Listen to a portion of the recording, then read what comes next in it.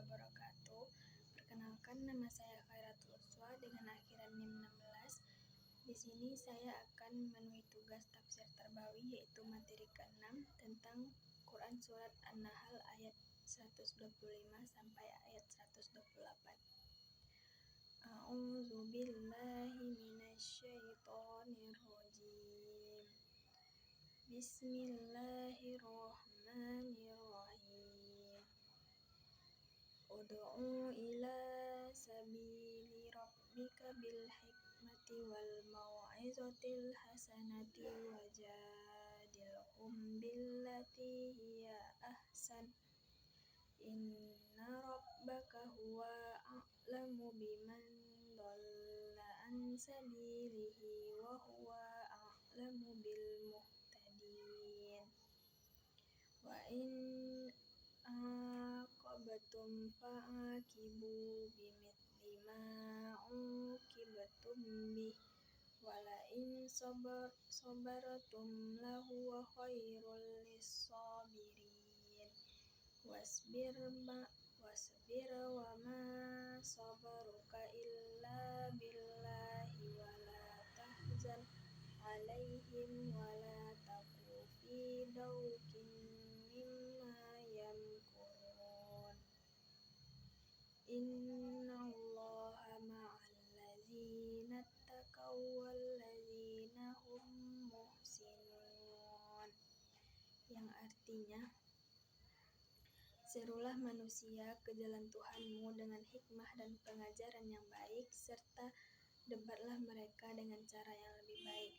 Sesungguhnya Tuhanmu dialah yang paling tahu siapa yang tersesat dari jalannya, dan Dia pula yang paling tahu siapa yang mendapat petunjuk. Jika kamu membalas, balaslah dengan balasan yang sama, dengan siksaan yang ditimpakan kepadamu. Sungguh, jika kamu bersabar, hal itu benar-benar lebih baik bagi orang-orang yang sabar. Bersabarlah Nabi Muhammad, dan kesabaranmu itu semata-mata dengan pertolongan Allah. Janganlah bersedih terhadap kekufuran mereka, dan jangan pula bersempit dada terhadap tipu daya yang mereka rencanakan. Sesungguhnya Allah bersama orang-orang yang bertakwa dan yang berbuat kebaikan. Baiklah, di sini saya akan menjelaskan tentang asbabun nuzul yang terdapat dalam Quran Surat An-Nahl ayat 125 sampai ayat 128. Al-Quran Surat An-Nahl ayat 125 sampai 128 termasuk ayat-ayat yang memberikan pedoman tentang metode dakwah, sikap seorang pendidik, serta akhlak dalam menghadapi penolakan dan permusuhan. Ayat-ayat ini turun pada masa dakwah Nabi Muhammad SAW menghadapi berbagai tantangan dari kaum Quraisy di Mekah. Secara umum, para ulama tafsir menjelaskan bahwa ayat-ayat ini turun sebagai petunjuk kepada Nabi Muhammad mengenai cara menyampaikan ajaran Islam kepada masyarakat yang memiliki karakter dan tingkat pemahamannya yang berbeda-beda. Pada saat itu, kaum musyrik sering menghina, menolak, bahkan menyakiti Nabi dan para sahabat. Dalam keadaan tersebut, Allah memberikan tuntunan agar dakwah tetap dilakukan dengan hikmah, kelembutan, serta kesabaran. Ayat-ayat ini menunjukkan bahwa Islam tidak hanya mengajarkan penyampaian ilmu dan dakwah, tetapi juga mengajarkan etika, pengendalian emosi, dan kesabaran dalam menghadapi tantangan.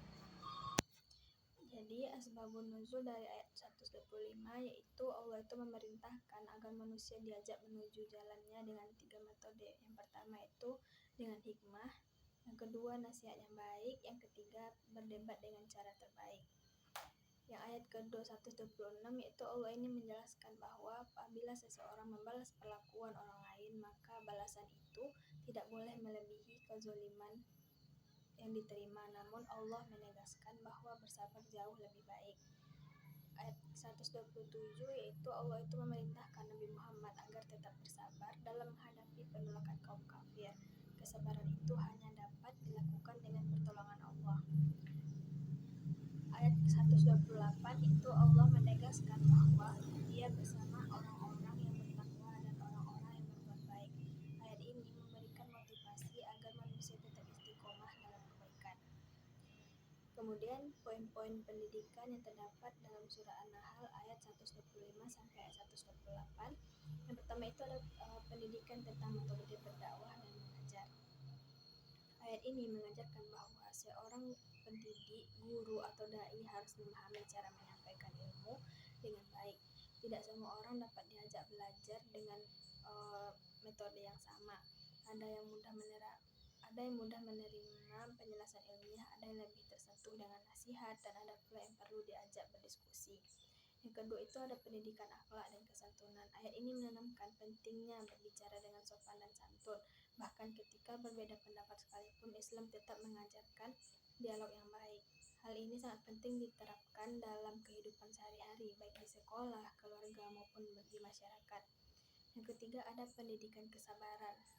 Kesabaran merupakan salah satu nilai utama yang ditekankan dalam ayat ini.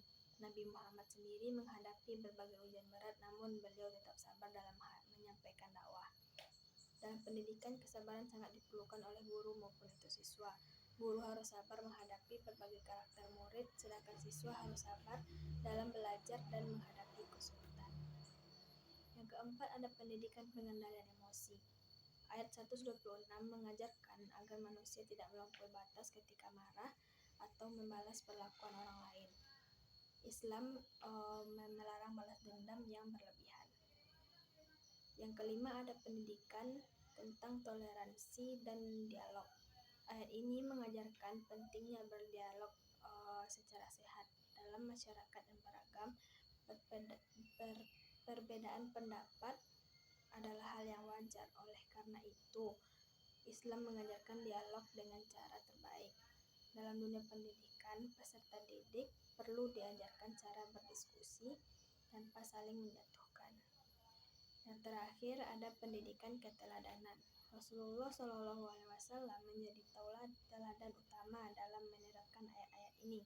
Beliau tetap lembut meskipun dihina, tetap sabar meskipun disakiti, dan tetap memaafkan meskipun memiliki kesempatan membalas. Seorang pendidik harus menjadi contoh yang baik bagi peserta didiknya. Pendidikan tidak hanya melalui ucapan, tetapi juga melalui perilaku. Mungkin hanya itu yang dapat saya sampaikan tentang materi ke-6 ini. Yang terakhir, Assalamualaikum warahmatullahi wabarakatuh.